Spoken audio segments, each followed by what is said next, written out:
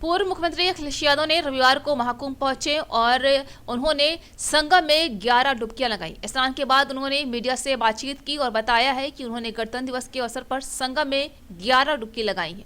संगम स्नान से लौटने के बाद अखिलेश यादव ने एक्स पर पोस्ट में बताया है कि उन्होंने 11 डुबकियां क्यों लगाई हैं। जी हाँ, अखिलेश ने लिखा है कि एक डुबकी माँ त्रिवेणी को प्रणाम की, एक डुबकी आत्म ध्यान की, एक डुबकी सर्व कल्याण की, एक डुबकी सबके उत्थान की, एक डुबकी सबके मान की, एक डुबकी सबके सम्मान की, एक डुबकी सर्व समाधान की, एक डुबकी दर्द से निदान की, एक डुबकी प्रेम के आवाहन की, एक डुबकी देश के निर्माण की और एक डुबकी एकता के पैगाम की। अखिलेश यादव ने पोस्ट कर लिखा है कि महाकुंभ की पुण्य यात्रा, महाकुंभ 144 साल में एक बार आता है, वो भी संगम के किनारे ही, मतलब जीवन में एक बार, और वो भी नदियों के मिलन स्थल पर। इसलिए इससे ये संकल्प लेना चाहिए कि हमें जो जीवन मिला है वो अलग अलग दिशाओं से आती हुई धाराओं के मिलन से ही अपना सही अर्थ और मायने पा सकता है। हमें संगम की तरह जीवन भर मेलजोल का सकारात्मक संदेश देना चाहिए, जहाँ सद्भाव, सौहार्द और सहनशीलता की त्रिवेणी का संगम जब जब व्यक्ति के अंदर होगा तब तब हम सब महाकुंभ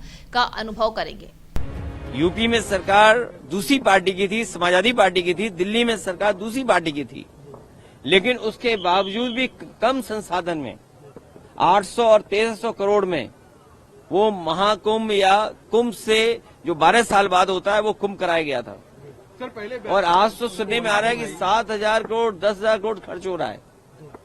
अगर यहाँ लोगों को असुविधा हो रही है चलने के लिए, मैंने खुद अपनी आंखों से देखा है कि बुजुर्ग, जो महिलाएं हैं, जो पुरुष हैं, वो कितनी दूर से चल करके आते हैं। अगर आप कुंभ में इतने 1,000 करोड़ रुपए खर्च कर रहे थे तो कम से कम बुजुर्गों के लिए कोई ऐसी व्यवस्था होती जो बुजुर्गों को ज्यादा पैदल नहीं चलना पड़ता। और फिर जैसे हम हैं वीआईपी या और हैं वीआईपी या और सम्मानित लोग जब आए तो कम से कम व्यवस्था ऐसी होनी चाहिए, पूरे कुंभ को पता लगे कि हाँ आज कोई वीआईपी है जिसकी वजह से ये व्यवस्थाएं बहुत अच्छी चल रही हैं। मतलब आप डुबकी लगाकर भी निशाना साध रहे हैं। नहीं देखिए, डुबकी लगाकर भी सियासी निशाना साध रहे हैं। अरे भाई ये बताओ, माँ गंगा के किनारे लोग झूठ बोल रहे हैं।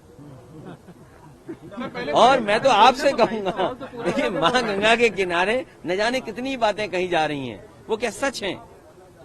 लेकिन अगर आयोजन 1300 करोड़ में अच्छा हो सकता है, 800 करोड़ में अच्छा हो सकता है, तो 10,000 करोड़ में, 7,000 करोड़ में कितना अच्छा हो सकता है।